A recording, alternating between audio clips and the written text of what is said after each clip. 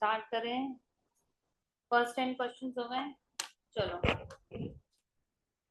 First question का answer बताओ। ठीक है, हमने 91 से डिवाइड करा तो तुम्हारा आंसर कितना आएगा? A5 आया। और फिर बी भी चेक करना पड़ेगा, तो हमें पता है 13 7 91 होता है, तो ऑप्शन क्या आया? ए आया है। ये चीज समझ में आया ना? इन दोनों को मल्टीप्लाई करेंगे तो 91 आना चाहिए। तो यहाँ पे 7 इंटू 13 होगा तो 91 आएगा। और ए 91 5 सा करेंगे तो 455 आएगा। कौन सा वाला? सबको क्लियर हो गया कैसे करना है? अब इन्होंने कहा है let n be a natural number. तो ये कॉन्जिक्यूटिव नंबर है, इतना तुम्हें समझ में आ रहा है? जैसे अगर मैंने n की वैल्यू 2 ली तो दूसरा नंबर मेरा क्या बन रहा है? 3। मैंने n की वैल्यू 5 ली तो दूसरा नंबर क्या बन रहा है? 6। n की वैल्यू 10 ली तो दूसरा क्या बन रहा है? 11। तो तुम देख रहे हो कॉन्जिक्यूटिव नंबर बन रहे हैं जिसमें एक हमेशा इवन है और दूसरा हमेशा क्या है? ऑड है। तो तुम्हें याद रखना है इवन और ऑड का जब भी एलसीएम पूछेंगे उन्हीं का multiplication will be the answer. तो सी ऑप्शन। समझ में आया? n इज इवन सपोज तो n प्लस वन ऑड होगा। और मैंने क्या बताया तुम्हें? इवन और ऑड का LCM is always their multiplication. तो n इंटू एन प्लस का मल्टीप्लीकेशन क्या आएगा? n into n plus one. ऐसे समझ में आ गई ये चीज सबको? थर्ड का आंसर बताओ। ये तो इजी था। x into eight is equals to 4 into 24। तो x is equals to 4 into 24 divided by 8। तो 8 वन सा 8 थ्री सा, तो x की वैल्यू कितनी आ गई? 12। फोर्थ वाला हमने कल की क्लास में भी किया था। 144 और 180 का एचसीएफ कितना? 36। ठीक है, तो हम 36 को कैसे रिप्रेजेंट कर सकते हैं? 13m-3। तो 39 is equals to 13m, m is equals to 3। अब किसी को भी एचसीएफ एलसीएम निकालने में दिक्कत नहीं आनी चाहिए। ठीक है, चले आगे।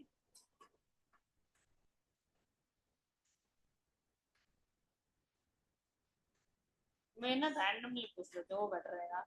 फिफ्थ का आंसर बताओ। आधा तुम्हारा क्या आया? हाँ, B2 आया है। ठीक है, तो मैं ये वाला क्वेश्चन भी हम कर चुके हैं। और प्लस ये एग्जाम्पलर में भी, तो जहाँ एग्जाम्पलर के क्वेश्चन है मैंने मेंशन कर दिए हैं। देखो इस चैप्टर से एग्जाम्पलर इज वेरी लेस। ठीक है, तो मैं क्या करूंगी आज ग्रुप में ना एग्जाम्पलर की पीडीएफ भेज दूंगी, क्योंकि बहुत कम क्वेश्चन है। तो तुम लोग खुद एग्जाम्पलर उठा के करना मत स्टार्ट करना, क्योंकि उसमें बहुत क्वेश्चन हैं। तो उसमें most of the question are deleted question जो कि हमें करने ही नहीं है। तो तुम लोगों को यही नहीं पता चलेगा कौन सा डिलीटेड है और कौन सा क्या है। तो ये वाली प्रिंट आउट तो आई गई, बट एक प्रॉपर एग्जाम्पलर वाली होगी वो मैं पीडीएफ ग्रुप में भेज दूंगी, तो बहुत कम क्वेश्चन है उसमें। ठीक है, तो ये सबका आंसर 2 आ गया है। तुम्हारा एचसीएफ कितना आया होगा? 13। फिर हमें 13 ही आया ना? 13 को हम रिप्रेजेंट करेंगे ऐसे। तो बस लीनियर इक्वेशन करके सॉल्व करना है हमने और आंसर 2 आएगा। ठीक है, सिक्स वाला आंसर किसी को आया है? If P and Q R two distinct prime number तो इनका एचसीएफ हमेशा क्या आएगा? 1। अब मैंने तुम्हें कोप्राइम का मतलब समझाया था। What is coprime? ऐसे प्राइम नंबर्स जो कि डिफरेंट है और उनका एचसीएफ 1 आएगा। तो डिस्टिंक्ट प्राइम का मतलब है, जैसे मैंने एग्जांपल दिया, डिफरेंट प्राइम नंबर्स। याद रखना है different prime numbers are always coprime numbers. And coprime का एचसीएफ हमेशा क्या होता है? 1 होता है। करना है, मैंने क्या बताया था, रिमाइंडर को माइनस करके पहले न्यू नंबर्स बनाने हैं। -5 करेंगे तो ये दो नंबर्स आए। अब इनका प्राइम फैक्टराइजेशन करके हमें एचसीएफ निकालना है। तो पहले हमें 240 को करना पड़ेगा। 120, 260, 230, 215, 3 5 15, 5 1 5। ऐसे ही हम 1024 को करेंगे। 2 5 10, 512, 256, 2128, 64, 232। अब देखो मुझे इसका पता है, इसका 2 5 ये आएगा, तो 6 7 8 9 10 है। तो 1024 का प्राइम फैक्टराइजेशन 2 10 आएगा। 240 का मेरा प्राइम फैक्टराइजेशन क्या आया? 2 4 इंटू 3 इंटू 5। तो एचसीएफ क्या है इनमें जो कॉमन है? तो 2 4 इज कॉमन, तो 16। सेम उसी टाइप का क्वेश्चन है 8 का। सबका 26 आया है। ठीक है, सेम मेथड है। तो मेथड समझ में आ गई है। 83 में से 5 माइनस करना है तो न्यू नंबर क्या आएगा 78। 138 में से 8 माइनस करना है तो 130। तुम्हें ये समझ में आ रहा है ना, पिछले हमने 5 माइनस क्यों करा, क्योंकि दोनों का रिमाइंडर वाज सेम। यहाँ पे रिमाइंडर डिफरेंट है, तो 5 वाला तो फर्स्ट नंबर का रिमाइंडर है, 8 सेकंड वाले का है, तो हमने ये नंबर्स, अब इन दोनों का क्या निकालना है, हमने एचसीएफ निकालना है। ठीक है, तो प्राइम फैक्टराइजेशन करके एचसीएफ निकालना है। क्लियर है सबको? 9th क्वेश्चन भी सिमिलर है, ये एग्जाम्पलर का है। क्या आया? सबका 13 आ गया है। Method is again same, 70 minus 5 is 65, 125 minus 8 is 117। और वो अभी हमने देखा था इन दोनों का एचसीएफ इज 13, तो दोनों के टेबल में 13 इज कॉमन। हाँ, 8 का आंसर इज 26 कह रहे हैं। अब बताओ 10th question, HCF of smallest prime and smallest composite number. ठीक है, smallest prime is 2, smallest composite is 4, 2 का prime factorisation is 2 raised to 1, इसका है 2 का स्क्वायर। एचसीएफ में हम लोएस्ट वाला चूज करेंगे, तो 2 raised to 1 विच इज 2। तो आंसर इज ए ऑप्शन। तो इसमें हम क्या चूज करेंगे, लोएस्ट वाली पावर, तो x आ गया। और y में लोएस्ट क्या है, y का स्क्वायर, तो इसलिए हमारा आंसर क्या है, बी ऑप्शन। 12th में भी बताओ, आ गया। अब एलसीएम में हम हाईएस्ट पावर लेंगे, a में हाईएस्ट क्या है, a का क्यूब, और b में हाईएस्ट क्या है, b स्क्वायर, इसलिए आंसर क्या है, सी। ऐसे क्वेश्चंस पेपर में आएंगे। ठीक है, 13 में भी सेम बताओ। ठीक है, 2 में हाईएस्ट क्या है, 2 का क्यूब, और 3 में हाईएस्ट क्या है, 3 का क्यूब। ठीक है, समझ में आ गया, सी है। याद रखना है कि तुम्हें एलसीएम निकालना है। हम एलसीएम किस मेथड से निकालेंगे, जो हमने लोअर क्लासेस में पढ़ रखा है। इन्होंने कहा है 1 से 10 नंबर्स लेना है, दोनों को इंक्लूड करना है। जो नंबर देखो, जिनको मैंने सिखाया है, ठीक है, जो नहीं थे वो मेरे को उनको बताना पड़ेगा, इसलिए 2 मिनट चुप रहो। अब 1 से तो हम डिवाइड नहीं करेंगे, क्योंकि 1 का कोई मैटर नहीं करता, तो हम इसको स्किप कर देंगे। तो हम सीधा 2 से स्टार्ट करेंगे। 2 1 जा 2, 3 तो डिवाइड नहीं होगा, 2 2 जा 4, 5 डिवाइड नहीं होगा, 2 3 जा 6, 7 नहीं होगा, 2 4 जा 8, 9 एंड 5। अगेन 2 से 3, 2 1 जा 2, 5 3 7, 2 2 जा 4, 9 5। अगेन 2 से, जब तक 2 एलिमिनेट नहीं होगा करते रहना है। 5 3 7, और यहाँ पे एलिमिनेट हो गया 2, तो अब मैं 2 को छोड़ दूंगी, अब मैं 3 की टेबल में आ जाऊंगी। 3 1 जा 3, 5 3 1 जा 3, 7 1 3 1 3 3 जा 9 एंड 5 एज इट इज। अभी भी 3 एलिमिनेट नहीं हुआ है, तो 5 7 1 5। अब 3 एलिमिनेट हो गया, तो अब कौन सा नंबर दिख रहा है, 5, तो 5 1 जा 5, 7 1, अब 7। ठीक है, अब याद रखना है, ये जो जितने सामने नंबर्स आए ना, दिस आर ऑल, इनका सबका मल्टीप्लीकेशन इज ऑलवेज एलसीएम। तो 2 कितनी बार दिख रहा है, 3 टाइम्स। 3 कितनी बार दिख रहा है, 2 टाइम्स, इंटू 5 इंटू 7। ठीक है, वैसे ये क्वेश्चन तुम्हारे ना एग्जाम्पलर का है, और ये भी बोर्ड में एक बार एमसीक्यू में आ चुका है। ठीक है, मुझे ये कहना है कि हर क्वेश्चन में कुछ कुछ चेंजेस है मेथड में, ये याद रखना तुम्हारा काम है, और यही 10th है। 10th को डिफिकल्ट इसलिए, देखो वैसे तो बेसिक मैथ्स ही है, हम कुछ नया मैथ्स खास नहीं कर रहे हैं, कुछ चैप्टर्स को छोड़ के। बाकियों में हम कैलकुलेशन क्या कर रहे हैं, कहीं इक्वेशन सॉल्विंग कर रहे हैं, जो तुम ऑब्वियसली लोअर क्लासेस में भी सीख चुके हो, मल्टीप्लीकेशन, डिविजन, एलसीएम, रैशनलाइजेशन, ये सारी चीजें हम लोअर क्लासेस में कर चुके हैं, कर हम वही रहे हैं। बट तुम्हें ये याद रखना है, अच्छा इस क्वेश्चन में ये करना है, उसमें ये करना है, ये एक तो प्रैक्टिस और रिपीटेशन से होगा। नहीं करोगे घर पे जाके कुछ नहीं होगा, मैं पहले बता रही हूँ। और 10th की यही प्रॉब्लम है कि अगर मैं तुम्हें 50 क्वेश्चन भी करा दूं ना, स्टिल टीचर एक ऐसा क्वेश्चन ला देगी जो तुम्हें नहीं दिखेगा मैंने किया हुआ, कराया हुआ, और फिर तुम कहोगे फिर हम क्या करें। बट जब मैंने तुम्हें 50 क्वेश्चंस करा दिए, तो तुम्हारा अब दिमाग चलने लग गया है, तो कहीं ना कहीं जितना मैंने पढ़ाया तुम उसको अप्लाई करके उस क्वेश्चन को सॉल्व कर सकते हो। तो आंसर कितना आ गया, 2520। तो answer is B option. Least composite number और लीस्ट प्राइम नंबर, तुम्हें पता है लीस्ट कॉम्पोजिट नंबर क्या है, 4 है, तो यहाँ पे आ जाएगा 2 का स्क्वायर। और लीस्ट प्राइम नंबर क्या है मेरे पास, 2 है, ठीक है।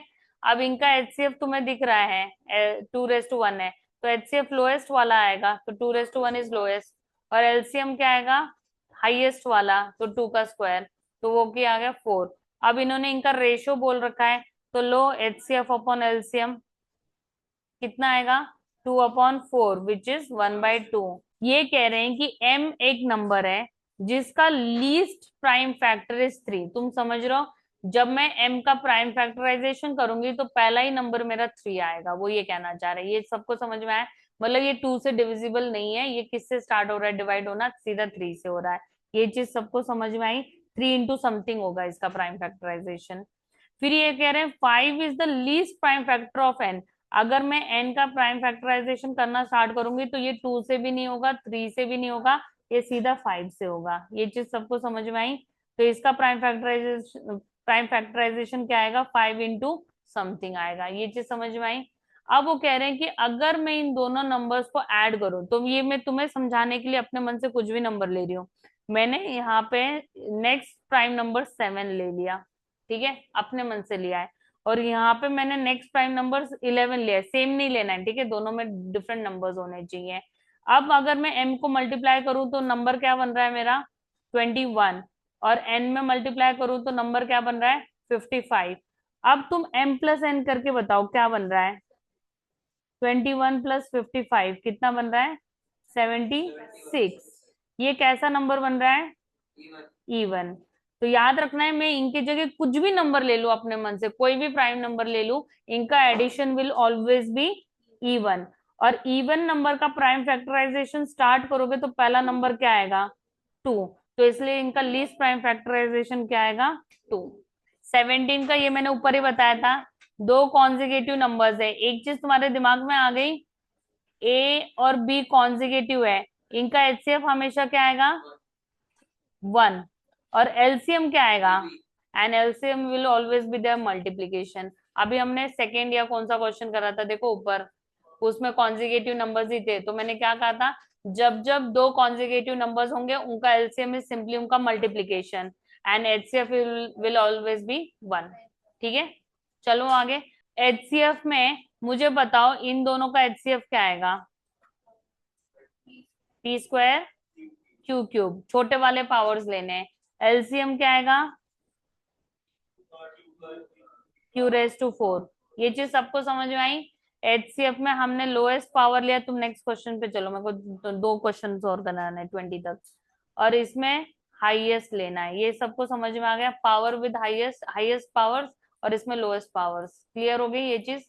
अब मुझे बताओ, इससे कंपेयर करो इस चीज को, इन्होंने कहा है जो भी p की पावर आई होगी वो m की वैल्यू है, तो m की वैल्यू क्या हुई 2, और n की वैल्यू क्या हुई 3। ये चीज समझ में आई, कंपैरिजन करा है हमने, और इसको इसके साथ कंपेयर करना है। r की वैल्यू क्या आएगी 3, और s की, ये सबको समझ में आ गया, किसी को यहाँ तक प्रॉब्लम समझ में आ गया। फिर m प्लस n और r प्लस s को ये वैल्यूज डालो, तो ये आ जाएगा 2 + 3 इंटू 3 + 4, तो 2 + 3 इज 5 इंटू 7, तो मेरा आंसर कितना आया 35। ये मुझे याद नहीं है, वेंकटेश्वर स्कूल था या कोई तो स्कूल है जिसके ये एग्जाम में भी आया था, ये हाफ ईयरली या प्री बोर्ड्स में किसी में ये क्वेश्चन एज ए एमसीक्यू आया था। क्वेश्चन 19 में एचसीएफ क्या आएगा, लोएस्ट पावर क्या है, lowest power P P q², ठीक है। तो मम्मी क्यों कर रहे हैं, हेलो, नहीं मैम, नहीं मैम वैसे तो नहीं करा, वो आपने मेरे को करे थे मैम। अच्छा अच्छा ठीक है मैम, ओके मैम। यहाँ पे देखो, अब मुझे इनका एलसीएम बताओ, p का इज p² और p³, तुम्हें पता है एलसीएम में हम हाईएस्ट पावर लेंगे तो क्या आएगा 3, ठीक है। आधे बच्चे कुछ मल्टीप्लाई करना कुछ अजीब अजीब स्टार्ट कर देंगे, तुमने सिंपली अपने दिमाग में बिठाना है सेम में हाईएस्ट इज ऑलवेज एलसीएम, तो पी स्क्वायर और पी क्यूब में हाईएस्ट क्या है, पी का क्यूब है, तो वही एलसीएम है। हो गई ये चीज क्लियर सबकी? चलो 21st का आंसर बताओ कितना।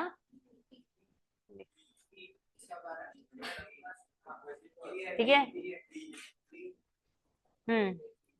ठीक है, क्योंकि एलसीएम में हाईएस्ट पावर्स आती है, तो ऑब्वियसली सी के पास हाईएस्ट होगी, तो ही तो वो आई है स्क्वायर।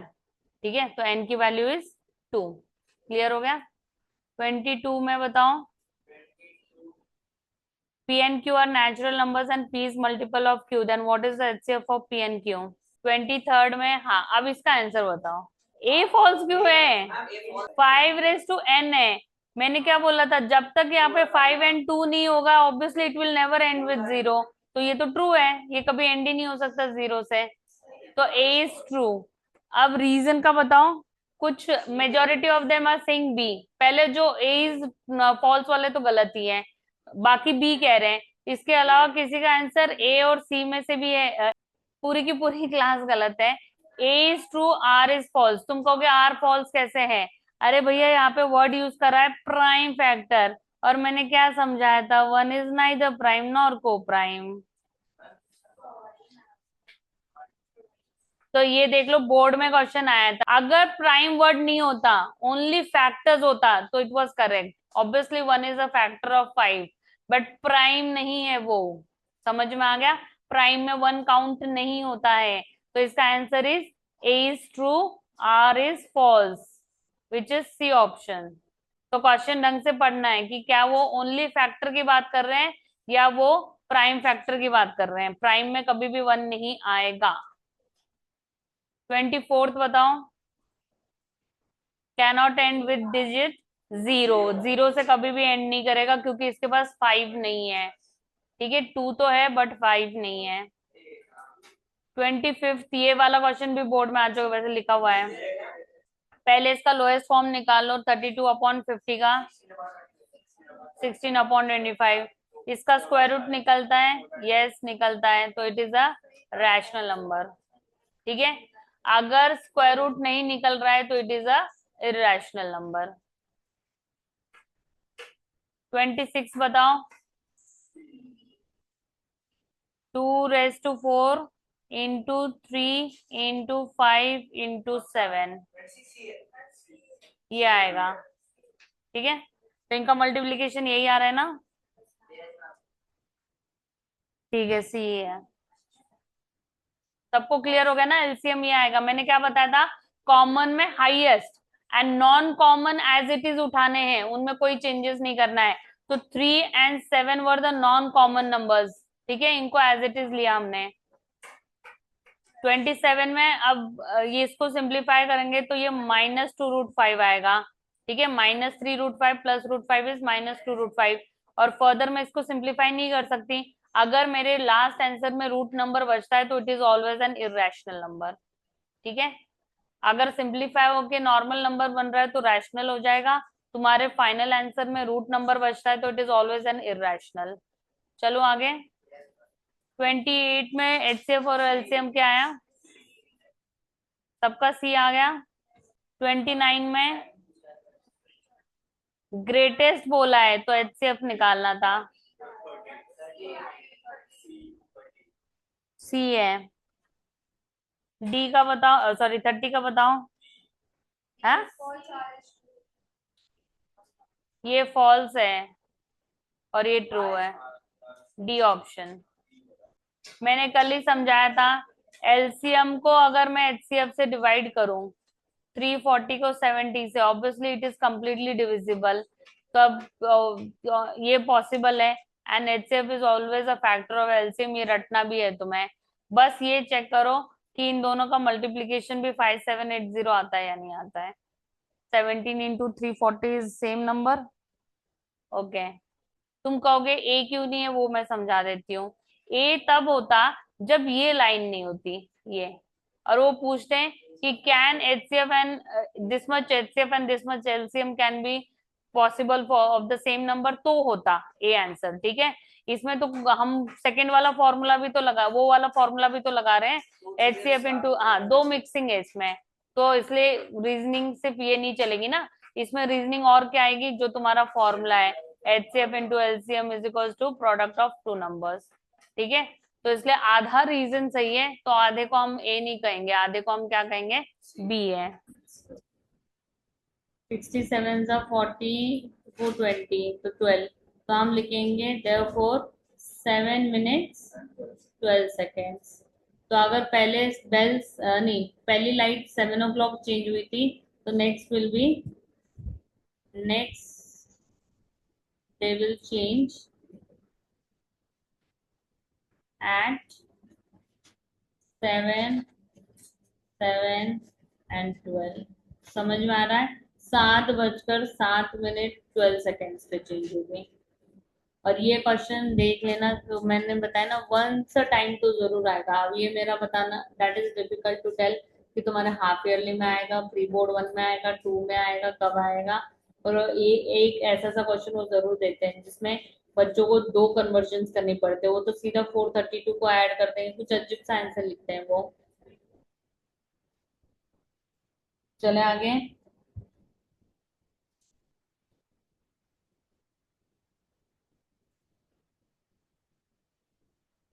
41st क्वेश्चन है जिसमें हमें रेशो 2:3 निकालना है, सॉरी 2:3 दे रखा है।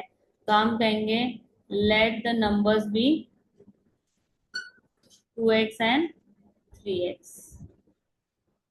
ठीक है, और एलसीएम 180 दिया है, तो तुम्हें पता है ना LCM into HCF is equals to, ऐसे इससे नहीं होगा, फॉर्मूले से नहीं होगा ये, क्योंकि मेरे पास 2 अननोन है। 2 अननोन क्या है, ना मुझे HCF पता है, ना मुझे नंबर्स पता है, एक्स भी नहीं पता है ना, तो हम नहीं सॉल्व कर सकते इस फॉर्मूले से। तो तुम्हें कैसे करना है, मुझे 2x और 3x का एलसीएम बताओ क्या आएगा।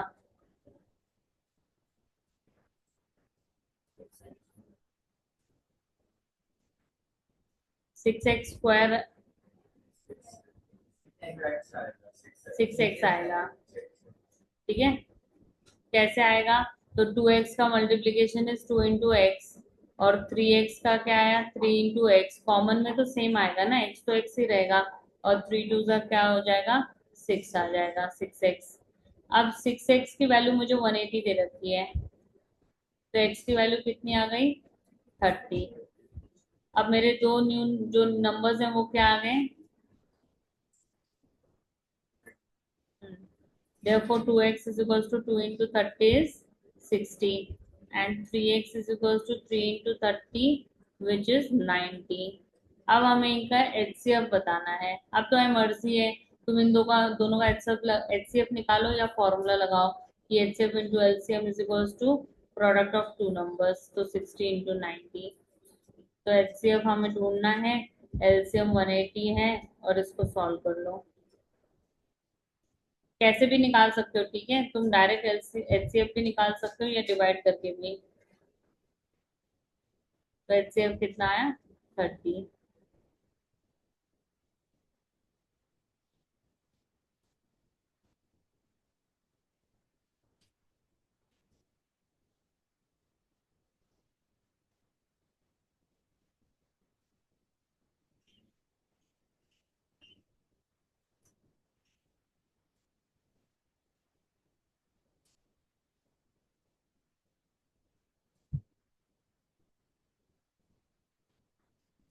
यही आंसर है 30।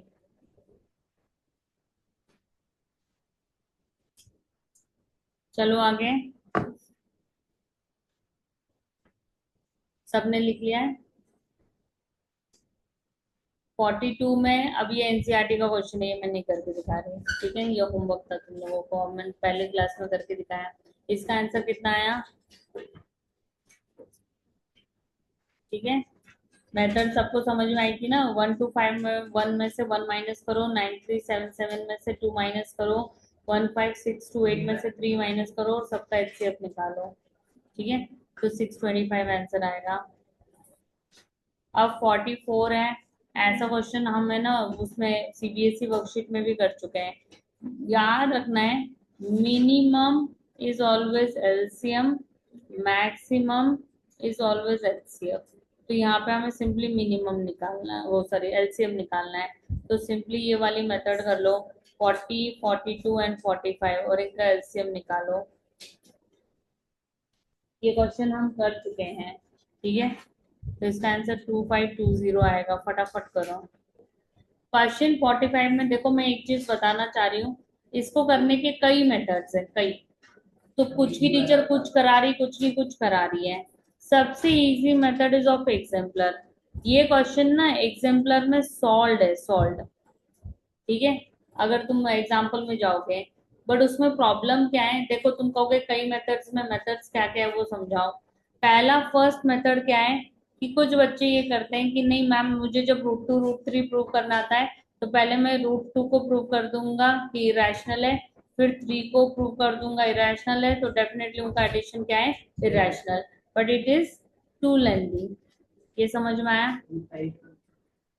ठीक है, एडिशन नहीं होता रूट का। फिर मेथड 2 क्या है कि हम इसको रैशनल कंसिडर कर लेंगे। तो √2 प्लस √3 को हम कैसे लिखेंगे, a/b फॉर्म में। एंड फिर हम यहाँ पे स्क्वायरिंग बोथ साइड करके क्वेश्चन सॉल्व करेंगे। इसमें भी प्रॉब्लम आती क्या आती है, जब मैं इसका होल स्क्वायर करूंगी ना, तो आइडर तुम्हें याद रखना पड़ेगा कि कैसे भी कर लो तुम्हारे पास एक रूट नंबर बचेगा ही बचेगा। तो ये मेथड में भी थोड़ी कॉम्प्लिकेशन आती है। और मेथड 3 जो मैं बता रही हूँ, वो एग्जाम्पलर की मेथड है। एज पर मी इस मेथड को कोई टीचर गलत नहीं दे सकती, क्यों, क्योंकि अगर उन्होंने गलत दे दिया तो तुम एग्जाम्पलर बुक लेके जाके उनको आंसर दिखा सकते हो कि देखो, जब सीबीएसई वो एनसीईआरटी ने तो बनाई हुई है, वो हमारी कोई किसी अदर ऑथर की बुक नहीं है, ठीक है। तो उसको हम वो करेंगे, क्या कहते हैं, कंसिडर करेंगे उस मेथड को। जब उन्होंने वो इजी मेथड दे रखी है तो हम इतने लंबे लंबे और वो क्यों करेंगे। तो मैं तुम्हें एग्जाम्पलर वाले मेथड पढ़ा देती हूँ, बाकी तो तुम्हारी टीचर सिखाई देगी कुछ कुछ। ये देखो, ये रहा, ये सेम क्वेश्चन है, दिखा, सॉल्व एग्जाम्पल में, ये एग्जाम्पलर है। और इसमें नीचे देखो, तो इन्होंने अब वो p/q के बजाय क्या लिया, सिर्फ a लिया। और इससे थोड़ा क्वेश्चन सॉल्विंग बेटर हो गई, समझ में आए। तो हम p/q लेना है p/q ले सकते हो, a लेना है a ले सकते हो। तो तुम खुद ही बता दो, p/q से समझाऊं या a से समझाऊं। ठीक है, मतलब मेरे को कहना है, अगर तुम्हारे को कोई भी गलत देता है तो यू कैन फाइट, ठीक है, जाके लड़ सकते हो कि नहीं मेरे को पूरे मार्क्स दो, क्योंकि ये एग्जाम्पलर है और एनसीईआरटी ने ही बनाई हुई है। तो मैं मेथड 3 सिखा रही हूँ, एग्जाम्पलर वाली। बट अगर कोई बच्चा अदर मेथड से भी सॉल्व करके देगा तो मैं मार्क्स दूंगी और स्कूल वाली टीचर भी देगी, ठीक है। तो हम कहेंगे लेट √2 प्लस √3। अब तुम कहोगे ऐसे क्वेश्चन बोर्ड में आए हैं, यस आए हैं, ठीक है। तो अब तुम कहोगे फिर उन्होंने क्या मेथड फॉलो करी है। एक्चुअली उनकी प्रॉब्लम है, कभी वो कोई मेथड फॉलो कर रहे हैं आंसर की में, कभी वो कोई कर रहे हैं, तो उनके पास भी एक डेफिनेट मेथड नहीं है। तो इसलिए मैं एग्जाम्पलर वाली करा देती हूँ, बी रैशनल नंबर। तो √2 प्लस √3 इज इक्वल्स टू ए। फिर किसी एक रूट को शिफ्ट कर दो, तुम्हारी चॉइस है। हमने √3 को शिफ्ट कर दिया। अब स्क्वायरिंग बोथ साइड करो।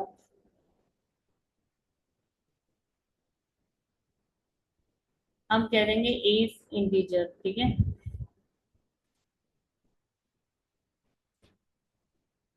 तो स्क्वायरिंग बोथ साइड में √2 का square is equals to a minus √3 का स्क्वायर। तो 2 is equals to a square minus 2 into a into √3 plus √3 का स्क्वायर, हमने आइडेंटिटी लगाई है। तो 2 is equals to a square minus 2a√3 plus 3। अब हम इनको सॉल्व करेंगे। 2 minus 3 is equals to a square minus 2a√3। तो 1 - 1 minus a square is equals to minus 2a√3। -1 minus a square upon minus 2a equals to √3। यहाँ तक सबको समझ में आया है, मैंने बस शिफ्टिंग करी है, ठीक है। अब हम कहेंगे, साइन चेंज कर देंगे, 1 plus a square upon 2a is equals to √3। मैं कहूँगी 1 2 and a are integers. therefore 1 plus a square upon 2a is rational, therefore root 3 is also rational, but root 3 is irrational,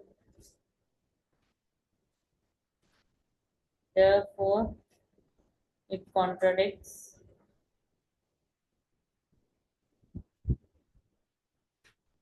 our assumption, and therefore our assumption is wrong. नहीं वो तुम्हें देंगे, मतलब question में generally बता देते हैं one of the numbers. अगर देखो उसमें फिर वो, देखो ये जैसे कह रही है कि हमें रूट 3 कैसे पता है रैशनल है, तो मैं क्या सॉरी इरेशनल है, तो मैं कह रही हूँ कि क्वेश्चन में देंगे। बट याद रखना है, अगर टीचर ने किसी एक को स्पेसिफाई कर दिया है कि दोनों में से कोई एक ही इरेशनल है, तो याद रखना है उसकी शिफ्टिंग होगी फिर। समझ में आ रहा है? क्यों? क्योंकि वही रूट में बचना चाहिए। सपोज मेरे को क्वेश्चन में दे रखा है कि रूट 2 इज इरेशनल, गिवन है ये चीज, और शिफ्टिंग में मैंने 3 को कर दिया, तो मेरा आंसर गलत हो जाएगा। तो शिफ्टिंग में मैं किसको शिफ्ट करूंगी फिर? रूट 2 को, क्योंकि मेरा मिडिल टर्म में ही रूट आएगा इसलिए। तो जिसकी शिफ्टिंग हुई उसी में तो आइडेंटिटी लगेगी, तो वो तुम्हें थोड़ा सा फिर ध्यान देना पड़ेगा क्वेश्चन पे। ठीक है? जनरली वो इस क्वेश्चन में दोनों देंगे। देखो बोर्ड में इतना लेंथी क्वेश्चन आता नहीं है, तो बोर्ड में वो स्पेसिफाई कर देते हैं कि ये one of them is irrational या दोनों इरेशनल है, वो कुछ ना कुछ पहले ही गिवन में लिख देते हैं, जिससे ये क्वेश्चन थोड़ा छोटा हो जाए। और अगर ऐसा क्वेश्चन पेपर में आता है तो 3 मार्कर में आएगा। अब ये 46 होमवर्क है, ठीक है, सेम वही मेथड है। अब 47 देखो, मुझे ये बता रखा है कि मैथ्स के जो पार्टिसिपेंट्स हैं वो कितने आए? 336। फिजिक्स के पार्टिसिपेंट्स कितने आए? 240। और बायो के पार्टिसिपेंट्स कितने आए? 96। अब इन पार्टिसिपेंट्स को मुझे एकोमोडेट करना है रूम्स के अंदर, तो वो कह रहे हैं कि मिनिमम रूम्स बताओ। तो हम क्या करेंगे, पहले इनका कॉमन निकालेंगे। तो हम याद रखना है एचसीएफ निकालेंगे।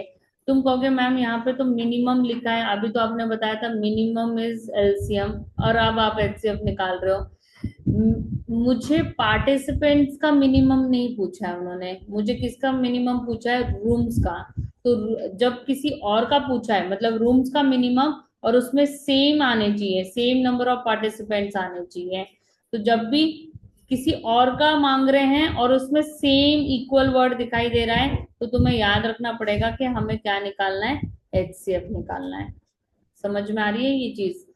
मेरे को पार्टिसिपेंट्स का मिनिमम नहीं पूछा है। जैसे ऊपर क्वेश्चन था, ऊपर क्या था, जहाँ पे हमने मिनिमम देख के एलसीएम निकाला था, यहाँ पे 3 पर्सन्स का डिस्टेंस दिया था, तो इन्हीं का मिनिमम पूछा था मुझसे, तो इसलिए हमने एलसीएम निकाल दिया। अब मुझे पार्टिसिपेंट्स का मिनिमम नहीं पूछा है, किसका पूछा है? रूम का पूछा है। तो और आगे सेम बोला है कि सेम पार्टिसिपेंट्स आने चाहिए, तो इसलिए हम उस केस में क्या निकालेंगे? एचसीएफ निकालेंगे। समझ में आया? यही प्रॉब्लम है वर्ड प्रॉब्लम्स में, कि तुम्हें पहचानना पड़ता है कब हम एचसीएफ निकाल रहे हैं, कब हम एलसीएम निकाल रहे हैं। तो इनका एचसीएफ निकालना है तुम्हें, ठीक है? इनका एचसीएफ 48 आएगा। अब मुझे नंबर टोटल रूम्स बताने हैं, तो हम कहेंगे या मिनिमम नंबर ऑफ रूम्स बताने हैं, तो तुम्हें ये भी मेथड याद रखनी पड़ेगी कि हमको तीनों को 48 से डिवाइड करके एडिशन निकालनी होगी। तो हम कहेंगे मिनिमम नंबर ऑफ रूम्स, हाँ 48 प्लस, क्योंकि सारे रूम्स मिला के बताने हैं ना, टोटल मिनिमम रूम एक तरीके से। तो 240 को भी 48 से डिवाइड करेंगे, और 96 को भी 48 से करेंगे।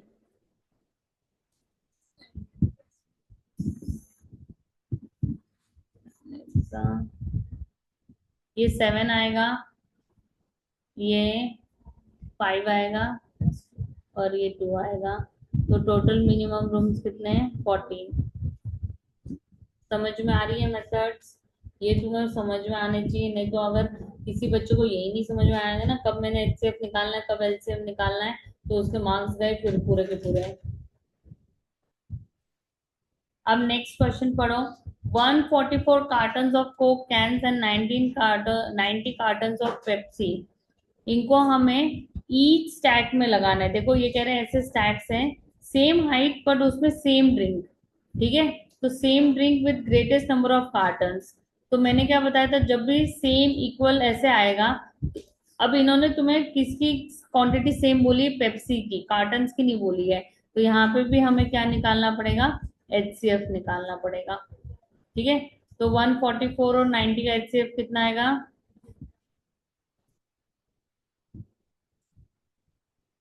144 तो 12 का स्क्वायर है, 4 3 जा,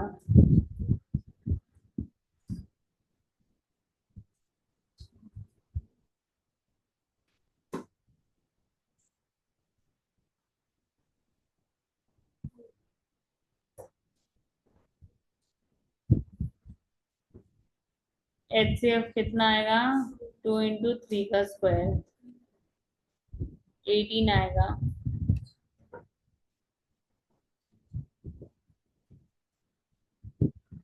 अब इसमें इन्होंने तुम्हें टोटल कार्टन्स नहीं पूछा, ओनली ग्रेटेस्ट पूछा है। तो मेरे पास ऐसे कितने कार्टन्स बनेंगे, 18 कार्टन्स बनेंगे। तो लास्ट में हमें लिखना पड़ेगा देयरफॉर,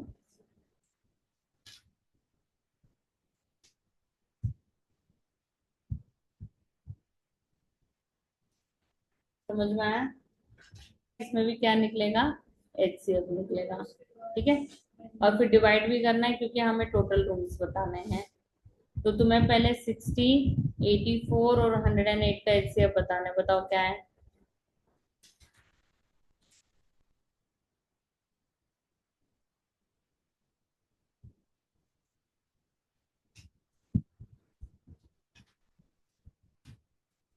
मैं नहीं ढूंढ रही हूँ, तुम लोग ढूंढो फटाफट एचसीएफ।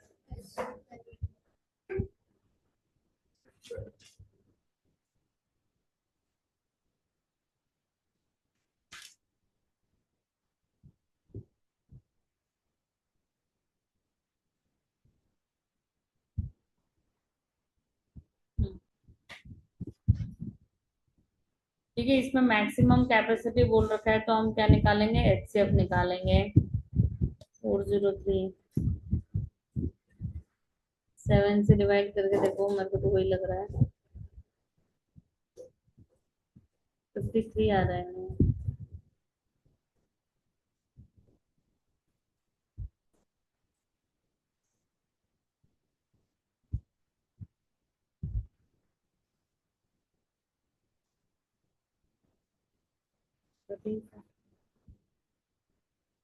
13 से हो रहा है, 13 3 is 39 and 13 1 is 13 and 31 is a prime number। तो 403 का आएगा 13 into 31। फिर 434 का निकालो, 465 का निकालो फटाफट।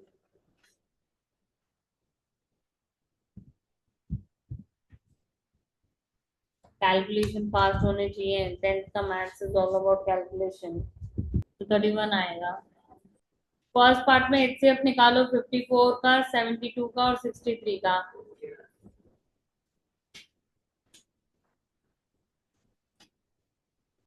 ठीक है, तो एचसीएफ कितना आया, 9। अब इन्होंने कहा है सिर्फ वॉलीबॉल, तो वॉलीबॉल में 72 कार्ड्स थे, तो कितने लगेंगे, 72 डिवाइडेड बाय 9, तो 8 कार्ड्स। फिर इन्होंने कहा Tania decide to add 42 cricket cards also. अब वो कह रहे हैं इसमें एक और नंबर ऐड हो गया, 54, 72, 63 एंड 42। अब इसका एचसीएफ निकालो। तो पहले 42 का प्राइम फैक्टराइजेशन करो, कितना आएगा, 6 7 जा, तो 2 × 3 × 7। तो अब इन तीनों का, इन चारों का एचसीएफ क्या होगा, 3। तो यहाँ पे एचसीएफ विल बी 3। समझ में आ रहा है question.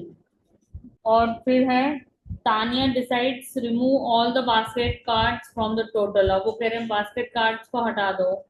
What is the maximum number, again HCF निकालना है, बट किसका निकालना है हमें, 54 का, 72 का एंड 42 का। तो इनमें क्या है, 8। हाँ क्रिकेट कार्ड्स भी है, तो 42 वही है ना, तीनों का। तो एचसीएफ इज आएगा 60 बनानास और 36 एप्पल्स है। HCF बताओ मुझे।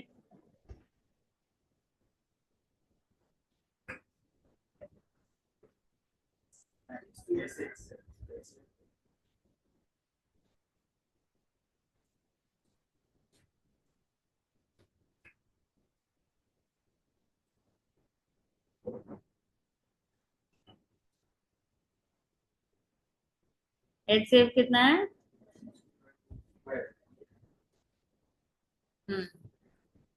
ठीक है। HCF is 12। How many apples will each get 36 divided by 12? तो सबको कितने एप्पल्स मिलेंगे? 3 एप्पल्स। अब उन्होंने कहा है उसने मैंगोज भी इंक्लूड कर दिए 42। तो मेरा HCF कितना आएगा?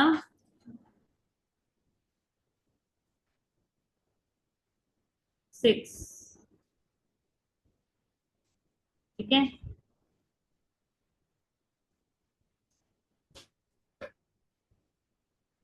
हाँ, क्योंकि टोटल फ्रूट्स मांगे हैं।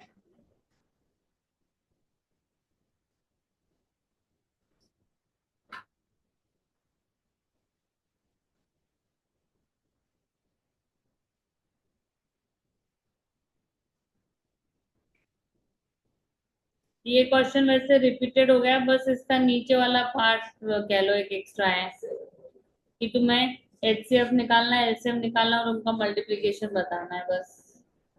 ठीक है, तो ये रिपीटेड है। अब ये लास्ट ईयर दिल्ली बोर्ड के क्वेश्चन हैं।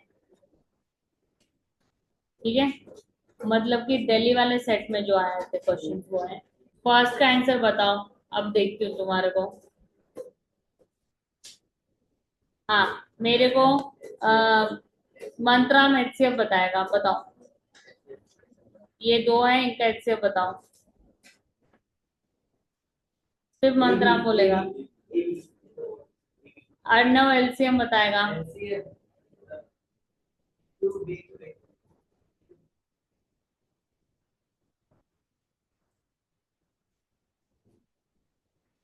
अब अनन्या मेरे को इनका सब्ट्रैक्शन बताएगी, HCF माइनस LCM। बोले ये ऐसे आएगा। अब इसके बाद क्या करोगे? आप पर कैसे करोगे? नहीं नहीं नहीं, दोनों डिफरेंट टर्म्स है, सब्ट्रैक्शन हो नहीं सकता, तो कॉमन निकलेगा। तो ए बी कॉमन निकलेगा, अंदर क्या आएगा? 1 - A² B²। अब तुम्हें कोई ऑप्शन मैच होता हुआ दिख रहा है? नहीं। फिर तुम्हें याद रखना पड़ेगा, आइडेंटिटी भी है 1 + AB 1 - AB। अब तुम खुद देखो, मैंने उन बच्चों को इतने ही क्वेश्चंस कराए, सपोज तुम लगा लो 53 तक। अब ये क्वेश्चन तुम कहीं पे भी देख लो, ये क्वेश्चन तुम्हें कहीं नहीं मिलेगा। तुम चाहे RD शर्मा उठा लो, तुम RS अग्रवाल ले लो, तुम PYQs ले लो, कहीं नहीं। एक चीज अपने दिमाग में बिठा लो, अगर वो क्वेश्चन NCERT या किसी रेफरेंस बुक से, मतलब रेफरेंस में वो RD शर्मा को कंसिडर नहीं करते। RD शर्मा हम किस लिए फॉलो करते हैं? एक तुम्हारे स्कूल की टीचर फॉलो करती है क्योंकि वो शायद उसमें से क्वेश्चन दे दे। सेकेंड, हमारे पास वैरायटी ऑफ क्वेश्चन आ जाए। बोर्ड वाले लोग कभी भी RD शर्मा से उठा के क्वेश्चन नहीं डालेंगे। तो अगर उनको कोई क्वेश्चन ट्रिकी डालना है या डिफरेंट डालना है, वो खुद बैठ के उस क्वेश्चन को बनाते हैं। तो ये मान के चलो कि ये क्वेश्चंस कहीं नहीं मिलेंगे तुम्हें। तुम कितना भी ढूंढोगे ना जिस दिन क्योंकि देखो इस साल तो बोर्ड वाज इजी, मतलब इस चैप्टर से सारे क्वेश्चंस ऑलमोस्ट NCERT के ही थे। 3 क्वेश्चंस थे, बस एक MCQ कह लो कि थोड़ा सा वो भी बेसिक ही था। MCQ NCERT से नहीं थे, बट वो सारे बेसिक क्वेश्चंस थे। बट लास्ट ईयर इस चैप्टर से क्वेश्चंस वर ट्रिकी, जैसे ये पहला वाला है। अब आधे बच्चे यहाँ तक आ जाते हैं, उसके आगे वो उनको कॉमन लेना ये नहीं, जिसको बेसिक मैथ्स नहीं आता वो अटक गया, तो उसका आंसर गया इसमें। समझ में आया? अब आगे चलें। ऐसे 55 है, ये भी दिल्ली वाले सेट में। अब ये 9th का लेवल है, ये तो आना चाहिए। ये 9th स्टैंडर्ड में हमने किया है। अब तुम्हें यहाँ पे आइडेंटिटी लगानी पड़ेगी पहले। कुछ बच्चे क्या करते हैं पता है? 1 + √3 का स्क्वायर है, सिंपली लिख देते हैं 1 का स्क्वायर + √3 का स्क्वायर। अरे 2ab कहाँ गया इसका, तो 2 × 1 × √3 भी आएगा। सेम मैं इसको ओपन करूंगी तो क्या आएगा, 1 का स्क्वायर प्लस √3 का स्क्वायर -2 × 1 × √3। पर याद रखना इनके बीच में माइनस की साइन है, तो सबकी साइन चेंज होगी, तो ये आएगा 1 + 3 + 2 √3, ये आएगा -1 -3 + 2 √3। अब तुम देख रहे हो 1 3 -1 3 कैंसिल हो गया, और मेरा आंसर फाइनल क्या आया, 4 √3। अभी क्या है, पॉजिटिव है बट इरेशनल है। अब जिस बच्चे को आइडेंटिटी नहीं लगाना आया उसका ये क्वेश्चन गया, तो मैं ये नहीं कहूंगी हम इसको, तुम कहोगे इस वजह से बच्चे पेपर को टफ बोलते हैं, it is not that tough. But जिसके कैलकुलेशन एरर है, बेसिक सही नहीं है, उसको तो ये टफ ही लगेगा ना। मतलब मुझे कहना है 50% बच्चों का ये आंसर मोस्टली रॉन्ग निकला होगा, तो इसलिए वो फिर डिक्लेयर क्या होता है कि paper was too tough. 4 raised to n ends with digit 0, तो ये एंड करेगा 0 से, तो ए फॉल्स है, ये ट्रू है। अब देखो मैंने पहले ही सिखा रखा है, वन ऑफ देम के लिए तुम अगर श्योर हो कि जैसे मैं श्योर हूँ कि ए तो फॉल्स ही फॉल्स है, तो मैं आर रीड भी नहीं करूंगी। समझ में आ रहा है, मैं आर पे ध्यान भी नहीं दूंगी। बट कब, जब तुम श्योर हो कि हाँ भैया मैं तो 100% श्योर हूँ कि ये तो फॉल्स है। हाँ, बट एनसीईआरटी में ये सॉल्विंग का है। हाँ सॉल्विंग का है, रीजनिंग एसेप्शन में कुछ नहीं है। अब वही मैं कह रही हूँ, भले ही मैं तुम्हें आर डी शर्मा के क्वेश्चन भेजूंगी ना, उसमें भी तुम्हें रीजनिंग एसेप्शन नहीं दिखेगा। तो बोर्ड वाले ना अपना पेपर खुद होके बैठ के बनाते हैं, मन से क्वेश्चंस बनाते हैं, कहीं से कॉपी पेस्ट नहीं करते हैं एक्स्ट्रा वाले। जो एनसीईआरटी रिलेटेड है, एग्जाम्पलर रिलेटेड है, वो तो सेम आएंगे, और बाकियों को चेंज करते हैं। इस साल तो जो सीबीएसई का जो भी चेयरमैन है, उन्होंने तो इंटरव्यू भी दिया था, तभी भी उन्होंने यही कहा कि ये जो लोग कहते हैं ना हमने पूरा पेपर लीक करा, कहते हो ही नहीं सकता, जब हम क्वेश्चन खुद बैठ के बना रहे हैं उन्होंने कहाँ से लीक कर दिया। मैं तो कभी नहीं गारंटी देती कि मैं ये 100 क्वेश्चन करा रही हूँ तो आए पेपर में 100 आएंगे, कभी भी नहीं। ये एक लास्ट क्वेश्चन है मेरे को लगता है, फिर हम खत्म है, फटाफट कर लेते हैं। ये अदिति बताएगी। एचसीएफ बताओ मुझे। पी पी ये है, क्यू ये है, आर ये है, तो एचसीएफ क्या है? एक्स, मैंने अदिति बोला है, y²। एलसीएम में कार की बताओ। गलत आ रहा है, आने दो ना, क्या जाता है। कौन सा मैं, जिनके सही आ रहे हैं उनको मैं कोई मेडल पहना रही हूँ। अब मेरे को इनका मल्टीप्लीकेशन बताओ क्या आएगा। आद्या बताएगी, जो बोल नहीं रहे ना मैं उनको जबरदस्ती बुलवा रही हूँ, क्लास में बोलते ही नहीं। आद्या बताओ मल्टीप्लीकेशन क्या आएगा। ये फिर भी आंसर बताती रहती है। 6 8, यहाँ तक सबको समझ में आ गया। अब इन्होंने कहा एलसीएम एचसीएफ ये करो, मैंने तुम्हें पहले ही बताया है। इन्होंने कहा है 3 नंबर्स का, क्या ये फॉर्मूला वैलिड है 3 नंबर्स के लिए? तो अब तुम्हें कल होमवर्क है कि तुम एलएचएस निकाल के लाओगे, मतलब तीनों का मल्टीप्लीकेशन, P × Q × R मुझे बताओगे क्या आया। और आरएचएस तो हमने निकाल ही लिया है, which is LCM into HCF. और चेक करोगे कि क्या एग्जैक्ट सेम आ रहा है डिफरेंट आ रहा है, तो हमें पहले से पता होना चाहिए कि डिफरेंट आना चाहिए, क्योंकि ये फॉर्मूला 3 नंबर्स के लिए वैलिड ही नहीं है। Answer is not. ठीक है, ये तो ये तुम्हारा कंसेप्ट चेक कर रहे हैं कि क्या बच्चों को ये भी तक पता है कि ये फॉर्मूला 3 नंबर्स के लिए वैलिड नहीं है। तो ये क्वेश्चंस कहीं पे भी नहीं मिलेंगे, तुम कोई भी बुक उठाओ कहीं पे भी नहीं मिलेंगे। ठीक है।